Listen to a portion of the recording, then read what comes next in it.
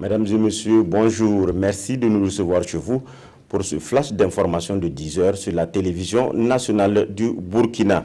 Pourquoi les zones sont-ils moins taxées pour les assurances vie que les plus âgés lors des prêts bancaires? En tout cas, la question taraude de l'esprit de la Ligue des consommateurs du Burkina.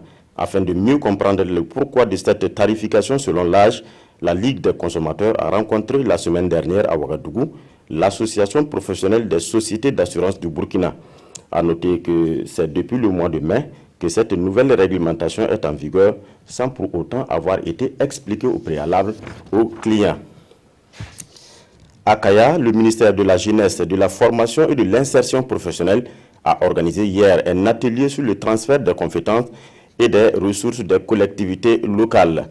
Cet atelier vise à interpeller les conseils municipaux des régions du Nord, du Centre-Nord et du Sahel sur les bonnes utilisations des fonds qui sont alloués à la jeunesse. Après leur désaccord au sujet du climat, Donald Trump et Emmanuel Macron réchauffent leurs relations diplomatiques lors de la commémoration du centenaire de l'entrée des États-Unis dans la Première Guerre mondiale. Au cours d'une conférence de presse animée à l'Élysée, les deux hommes ont manifesté leur volonté de travailler ensemble contre le terrorisme.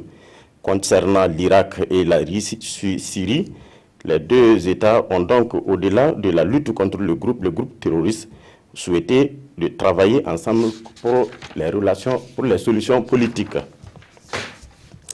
En Turquie, les chiffres officiels sont tombés sur le grand nettoyage engagé au lendemain de la tentative de coup d'État manqué contre le président Erdogan. Plus de 50 000 arrestations, environ 100 000 fonctionnaires suspendus ou renvoyés et 160 organes de presse fermés. En tout, près de 170 personnes font l'objet de poursuites judiciaires.